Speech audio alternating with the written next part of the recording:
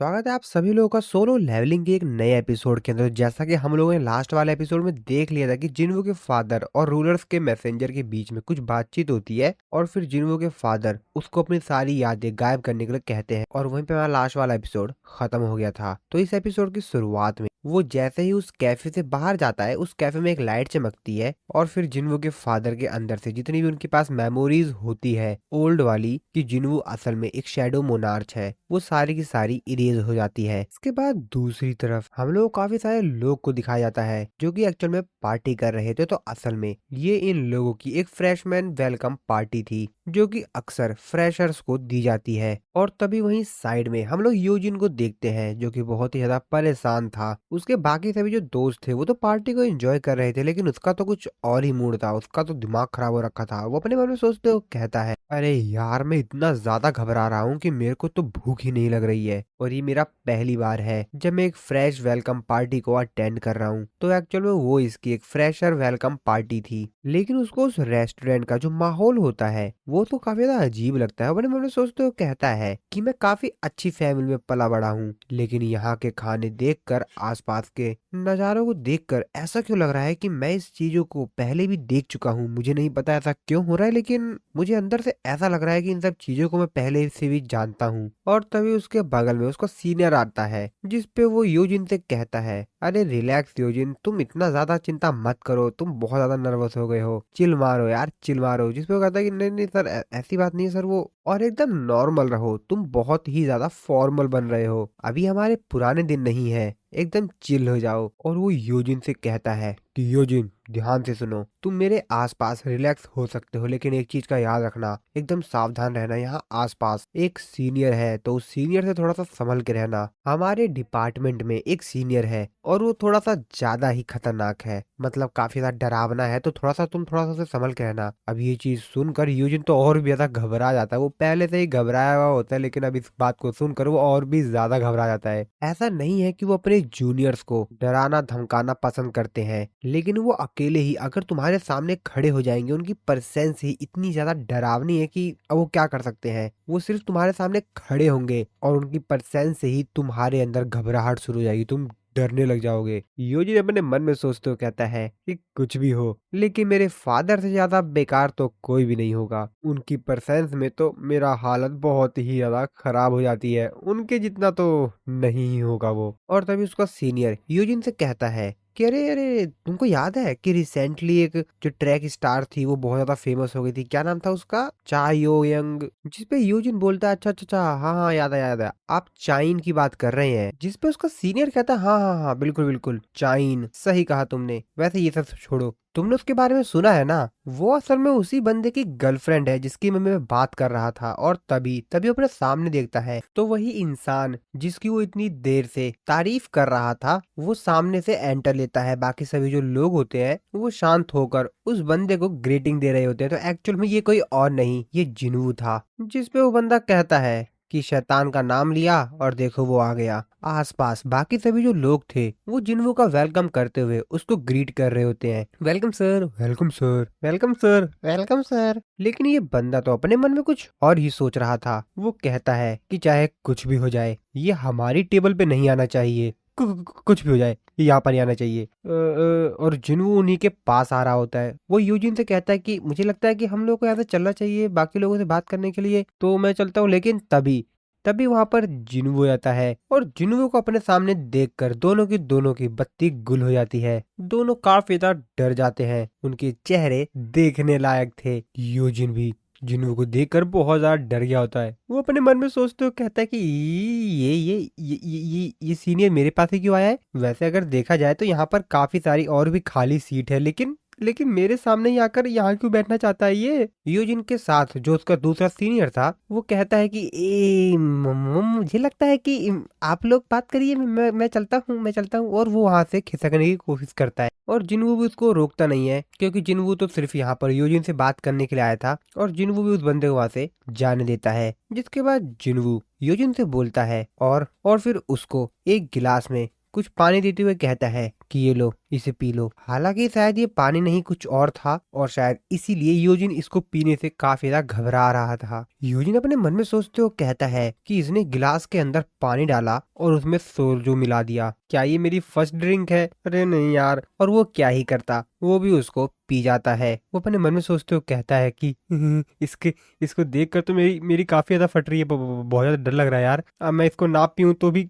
क्या करूं? और उसको पीने के बाद यूजिन काफी ज्यादा हैरान होता है। वो अपने मन में सोचते हुए कहता है कि ये क्या हो रहा है, मैं काफी ज्यादा हल्का महसूस क्यों कर रहा हूँ? अरे मैं तो काफी ज्यादा हल्का महसूस कर रहा हूँ, मेरा सर एकदम हल्का हो चुका है। वो भी इस चीज को पीकर काफी ज्यादा रिलैक्स फील करता है। वो उस गिलास को देखते हुए कहता है कि क्या ये सिर्फ सोडा है? जिनवू यूजिन से कहता है कि वैसे तुमको काफी हल्का महसूस हो रहा होगा तो तुमको अल्कोहल से दूर रहना चाहिए, तो तुम और मैं सिर्फ सोडा पियेंगे, ठीक है? और वैसे तुम मेरे सामने इतने ज्यादा नर्वस क्यों हो गए? यूजिन एकदम आराम से रिलैक्स हो जाओ और मेरे से नॉर्मली बात करो, इस तरीके से घबराओ मत मेरे से। अब इस चीज को देखकर तो यूजिन काफी ज्यादा हैरान होता है कि इसको मेरा नाम कैसे पता, ये मेरे से इस तरीके से क्यों बात कर रहा है। और फिर जिनवू से कहता है कि क्या हुआ, कोई दिक्कत है क्या? तुम चाहते हो कि मैं यहाँ से चला जाऊं क्या? ये बात सुनकर तो यूजिन की और भी ज्यादा गंदी वाली फट जाती है। कहता है नहीं नहीं नहीं नहीं नहीं नहीं नहीं नहीं नहीं नहीं, अरे नहीं नहीं सर, ऐसी कोई बात नहीं, ऐसी कोई बात नहीं है। यूजिन अपने मन में सोचते कहता है कि मैंने इसको सर क्यों कहा? मेरे को ऐसा क्यों लगा कि जब मैं इसको सर कह रहा था तो मेरे को ऐसा लगा कि शायद ये कुछ फेमिलियर सा है। और ये सब छोड़ो, ये सब छोड़ो, मैंने इसको ऐसे अपना नाम कब बताया? नहीं यार, मैंने तो इसको अपना नाम बताया ही नहीं था, इसे मेरा नाम कैसे पता? और फिर जिनवू यूजिन को एक स्माइल देते हुए अपनी ग्लास उसके पास ले जाते हुए कहता है कि चीयर्स। और फिर क्या, यूजिन भी कहता है चीयर्स। और फिर इसी नहीं परी कट हो जाता है। के बाद हम लोग कुछ दिनों बाद का सीन देखते हैं। जिनवू जो कि रास्ते से जा रहा था और वो फोन पर किसी से बात कर रहा था, तो एक्चुअल में वो यूजिन से बात कर रहा था क्योंकि यूजिन अब जिनवू का काफी अच्छा दोस्त बन चुका है। यूजिन जिनवू से बोलता है, ओ सर, आप स्टडी रूम में क्यों नहीं आ रहे हैं? मैं यहाँ पर आपका इंतजार कर रहा था। जिनवू से कहता, ओ आज तुम आज आने की बात कर रहे हो क्या? यूजिन कहता, हाँ सर, आज की तो बात कर रहा हूँ। जिस पे जिनवू उससे कहता है कि आज तो मेरे को कुछ इम्पोर्टेंट काम आ गया है जिस वजह से मैं आज नहीं आ पाऊंगा, और अगर तुमको मेरा इंतजार करना ही है तो तुम आफ्टरनून क्लास के बाद आना, तो मैं तुमसे मिल जाऊंगा क्योंकि अभी मैं कोई इम्पोर्टेंट काम करने जा रहा हूँ। जिसपे यूजिन उससे बोलता है कि क्या, लेकिन सर सारे प्रोफेसर आपको जानते हैं और अगर आप एब्सेंट रहेंगे तो वो लोग नोटिस कर लेंगे, और वैसे आप है कहाँ पर अभी? जिनवू से कहता है कि मैं इस समय एक फील्ड ट्रिप पे जा रहा हूँ हमारे यूनिवर्सिटी हॉस्पिटल में। जिसपे यूजिन उससे कहता है कि क्या, लेकिन मेडिकल फील्ड पे तो शायद मेरे को लगता है कोई काम नहीं है ना,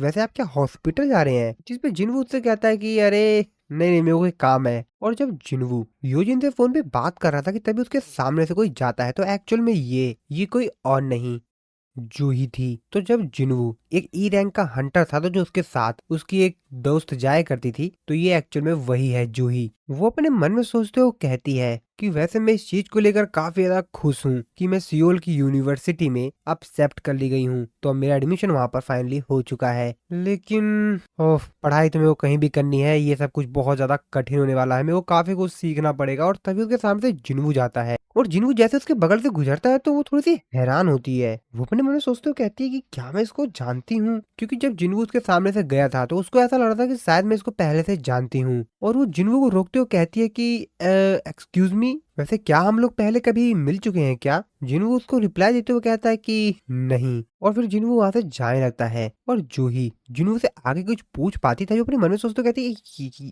क्या क्या क्या क्या क्या क्या, आखिरकार में एक अजनबी से इस तरीके से क्यों बात कर रही हूँ? और फिर वो वहां से भाग जाती है और फिर वो वहां से भाग के जाने लगती हैं। जाते जाते वो अपने मन में सोच रही होती है कि क्या क्या, कहीं उसने ये तो नहीं सोचा ना कि मैं उसके साथ फ्लर्ट कर रही थी, या पता नहीं वो मेरे बारे में क्या सोच रहा हो कि मैं अनजाने से इस तरह से कैसे बात कर रही थी। और जिनवू जूही को सिर्फ जाते हुए देखता रहता है और जिनवू के चेहरे पर एक मुस्कुराहट थी। हालांकि जिनवू उसको कुछ बताता नहीं है, उससे कुछ भी नहीं बोलता है और अपने चेहरे पर एक स्माइल देते हुए बस उसको देखता रहता है। इसके बाद दूसरी तरफ हम लोगों को यूनिवर्सिटी का जो हॉस्पिटल था वहां का सीन दिखाया जाता है और तभी उस हॉस्पिटल में हम लोग को एक रूम दिखाया जाता है जहाँ पर काफी टाइट सिक्योरिटी थी। एक डॉक्टर वहां पर जाता है, वो डॉक्टर उस रूम के अंदर जाता है उससे पहले वहां पर जो सिक्योरिटी होती है उसकी अच्छी तरह से चेकिंग वगैरह करते हैं और फिर वो डॉक्टर उस रूम के अंदर जा पाता है। रूम के अंदर आने के बाद वो अपने सामने के जो पेशेंट है उसको देखता है, तो एक्चुअल में ये कोई और नहीं मिस्टर गो थे। वैसे अभी हम लोग को नहीं मालूम कि आखिरकार मिस्टर गो इस तरीके से बेड पे क्यों लेटे हुए हैं, क्योंकि जब टाइम बैक हुआ था कप ऑफ रेन कार्टन का इस्तेमाल करने के बाद तो सब कुछ रिवर्स हो गया था। तो अब मिस्टर गो को क्या हुआ है वो तो हम लोग को आगे पता चलेगा। मिस्टर गो से कहते हैं कि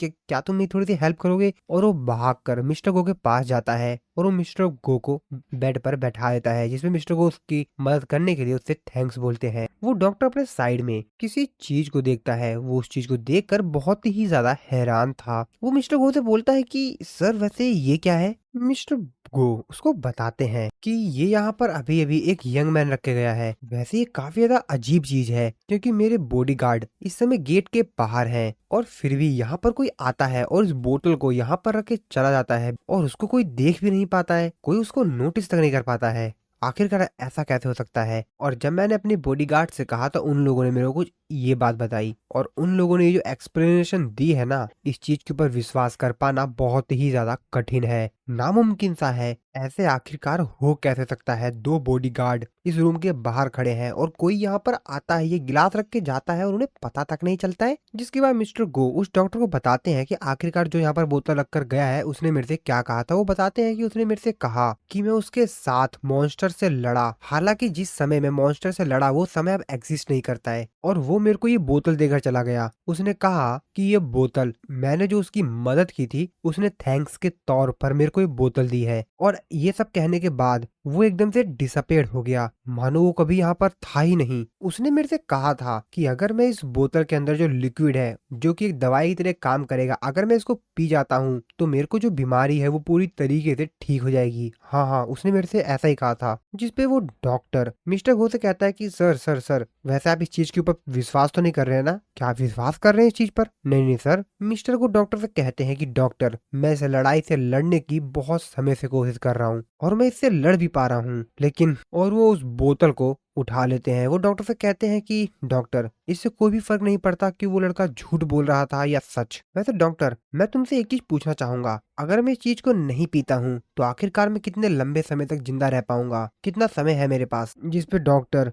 बस अपना मुंह नीचे करके उनसे कुछ भी नहीं बोलता है। मिस्टर को समझ जाते हैं कि अब उनके पास ज्यादा समय नहीं है, और इसीलिए वो उस बोतल की जो कैप होती है उसको हटाते हुए डॉक्टर से कहते हैं कि अगर इसको पीने के बाद मेरे साथ कुछ भी हो जाता है तो ये मेरी ही जिम्मेदारी होगी, इसके लिए कोई और जिम्मेदार नहीं होगा। मैं चेयरमैन गो जो कि इस बीमारी से अंत तक लड़ता रहा, मैंने इससे गिव अप नहीं किया। और फिर वो उस बोतल की कैप को हटाकर उसको पी जाते हैं और उस लिक्विड को पीने के बाद वो बेड पर लेट जाते हैं। डॉक्टर मिस्टर गो से कहता है कि ठीक है सर, अगर किसी भी प्रकार की कोई प्रॉब्लम होती है तो आप मेरे को तुरंत कॉल कीजिएगा। और ऐसा कहने के बाद डॉक्टर वहां से चला जाता है। मिस्टर गो भी अब आराम कर रहे होते हैं और इंतजार कर रहे होते हैं कि आखिरकार इस दवा का असर कब होगा, इस दवा का असर नेगेटिव होगा या पॉजिटिव होगा। और फिर कुछ समय बाद जैसे ही धूप उनके ऊपर पड़ती है और उनका हाथ अब ठीक हो चुका था, उनका शरीर भी ठीक हो चुका था। अब वो ये चीज देखकर काफी ज्यादा हैरान थे, हालांकि वो सिर्फ इस चीज को एहसास ही कर रहे थे।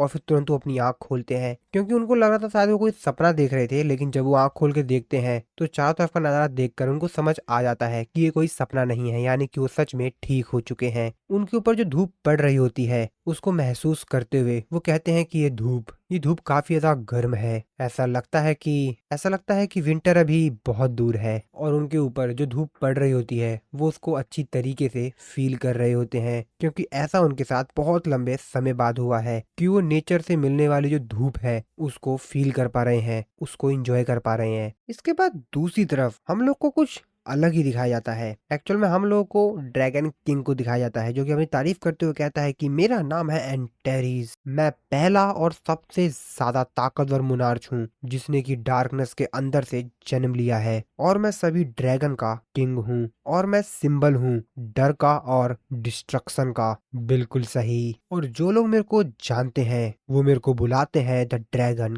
किंग, वो भी बहुत रिस्पेक्ट के साथ। अजी घंटा, जिन्वू तो नहीं बुलाया था तेरे को। जिन्वू को तो इसका नाम तक नहीं पता था। चल झूठे। लेकिन एक दिन जब मैं डायमेंशन रिफ्ट के अंदर छिपा हुआ था और धरती पर अटैक करने की तैयारी कर रहा था अपने 10 मिलियन सोल्जर्स के साथ, कि तभी मैंने अपनी आंख खुली। मैंने अपने शरीर को एक लड़के के अंदर पाया। मैं काफी ज्यादा हैरान था कि आखिरकार मैं इस इंसान की बॉडी के अंदर क्या कर रहा हूँ। तो एक्चुअल में कोई और नहीं, ये जिन्वू का ही रूप था, जब जिन्वू ई रैंक का हंटर था तब का। और वो अपने शरीर को देखकर काफी ज्यादा हैरान था। वो अपने मन में सोचते हुए कहता है कि आखिरकार क्यों, आखिरकार ये इंसान इतना ज्यादा कमजोर क्यों दिख रहा है। अरे यार, ये कितना ज्यादा घटिया है, बेकार है। आखिरकार ये कमजोर इंसान का शरीर और ये लड़का एक ई रैंक का हंटर है। हालांकि ये बहुत ही ज्यादा कमजोर है और ये एक हंटर की तौर पर अवेक्ड हुआ है, और सिर्फ इसी वजह से कि ये एक हंटर है, ये कई बार मरते मरते बचा है। मौत को एकदम सामने से जाते हुए देखा है इसने अपने। लेकिन ये सब कुछ होने के बाद भी ये एक हंटर की तरह ही रहना चाहता है। ये गिव अप ही नहीं करता है, और ऐसा इसलिए है क्योंकि इसकी मॉम को एक ऐसी बीमारी है जिसकी वजह से इसको ये काम करना पड़ता है, क्योंकि उनकी बीमारी के लिए उनके हॉस्पिटल का बिल और भी बाकी सारे जो काम है वो इसको ही करने पड़ते हैं। तो घर का लड़का होने के नाते इसके ऊपर रिस्पॉन्सिबिलिटी कुछ ज्यादा ही बढ़ गई है। और जिन्वू के इस वीक शरीर को, जिसके अंदर अब एंटेरिस की आत्मा आ चुकी है। अबे एंटेरिस मरने के बाद भी नहीं छोड़ रहा क्या, क्या बंदा है। तो उसको जो चोट वोट लगी हुई होती है वो सब कुछ हील कर देता है। ये जो नॉर्मल चोटें है ना, इसको तो मैं बस यूं बड़े ही आसानी से हील कर सकता हूँ, अपनी बस थोड़ी सी पावर का इस्तेमाल कर कर। तो अभी उसके साइड में जो फोन रखा हुआ होता है वो बजने लगता है। उस फोन को पिक करता है, वो कहता है हेलो कौन है। तो उसको एक्चुअल में उसको एक साथी था, उसने कॉल किया था, जो कि उसको बताता है कि मिस्टर सांग जिन्वू, ऑलमोस्ट हमारी रेड का टाइम आ गया है। कहाँ पर हो तुम, जल्दी आओ। क्या तुम फिर से लेट होने वाले हो क्या। ये बात सुनकर वो बहुत ज्यादा गुस्सा हो जाता है। वो उसको उल्टा सीधा बोलने वाला था, बट वो कंट्रोल करता है, कहता तेरे को तो मैं देख लूंगा बेटा, रेड पर ही रुक। और फिर वो बंदा उसको काफी ज्यादा सुनाता है कि जल्दी समय पर आया करो, तुम हरदम लेट कर देते हो, आज समय पर आना किसी भी प्रकार से, जल्दी करो। तभी उसको एक लड़की का भी कॉल आता है, जो कि उसको इसी तरीके से सुना रही होती है। वो अपने मन में सोचते हुए कहता है कि ये लड़की, मैं इसको छोड़ूंगा नहीं। आखिरकार ये मुझ जैसे महान ड्रैगन किंग से इस तरीके से बात कैसे कर सकती है। और वो उससे पूछता है कि वैसे तुम कहाँ पर हो, जिस पे लड़की से कहती है कि तुम क्या सोच रहे हो, तुम जल्दी करो, जल्दी आओ, हम लोग गेट के सामने हैं, तुम्हारा इंतजार कर रहे हैं। और आखिर आज तुम इस तरीके से हम लोगों से किस तरीके से बात कर रहे हो, तुम इस तरीके से रूड बिहेवियर कैसे कर रहे हो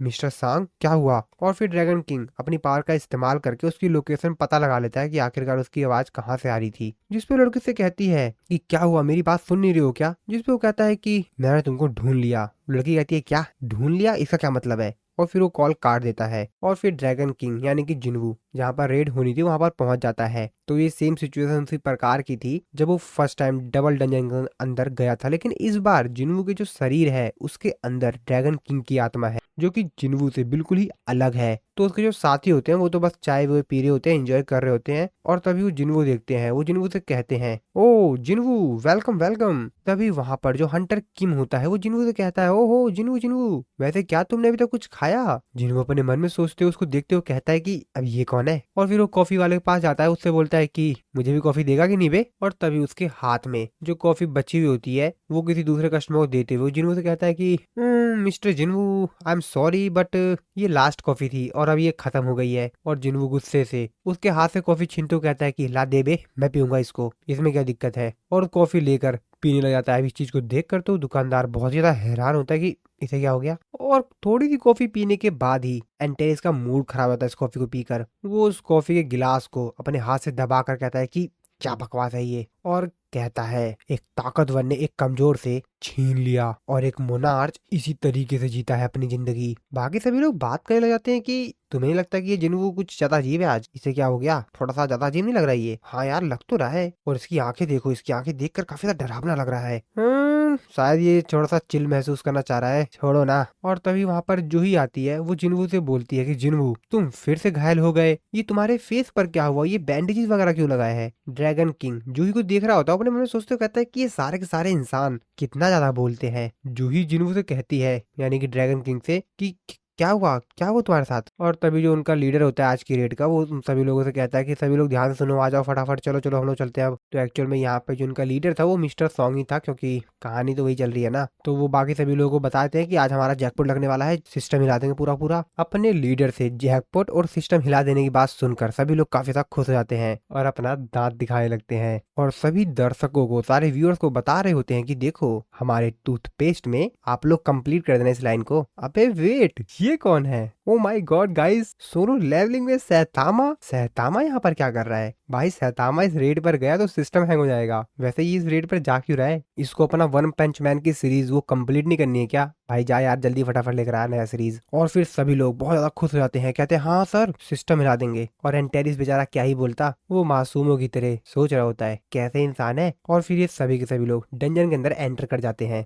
एंटेरिस उस गेट के अंदर एंटर करता है तो अपने मन में सोचते हुए कहता है, ओ तो ये गेट है जो कि रूलर्स के द्वारा बनाया गया है। लेकिन मेरे को इस गेट के अंदर से एक मोनार्च की एनर्जी क्यों आ रही है? मेरे को ऐसा क्यों लग रहा है कि इसके अंदर कोई मोनार्च है? चलो मेरे को इसके अंदर जाकर ही पता लगाना पड़ेगा, मुझे खुद ही इन्वेस्टिगेशन करनी पड़ेगी। और फिर ये सभी के सभी लोग उस गेट के अंदर एंटर हो जाते हैं। और गेट के अंदर एंट्री करते ही एंटेरिस, जो कि इस समय जिन्वो के शरीर के अंदर था, वो बहुत ज्यादा तेजी से वहां पे जितने भी मॉन्स्टर्स आ रहे थे उनको गाजर मूली की तरह एकदम छीलते जा रहा था। बाकी सभी लोग तो बस खड़े होकर ये नजारा देख रहे थे, क्योंकि उनको तो खुद भी समझ नहीं आ रहा था कि इसे क्या हो गया। और एंटेरिस काफी तेजी से जितने भी वहां पर मॉन्स्टर्स थे उन सभी को निपटाते जा रहा था। बाकी सभी लोग तो बस इसको देख रहे थे, वो सोच रहे थे कि जिन्वू इतना ज्यादा कमजोर है, एक ई रैंक का हंटर है, लेकिन आज इसे क्या हो गया है। सभी लोग बात कर रहे थे कि शायद इस डंजन के अंदर जो बीस्ट है ना वो शायद कमजोर है, लेकिन मैं उसकी रफ्तार को अपनी आंखों से देख ही नहीं पा रहा हूँ। वो इतनी ज्यादा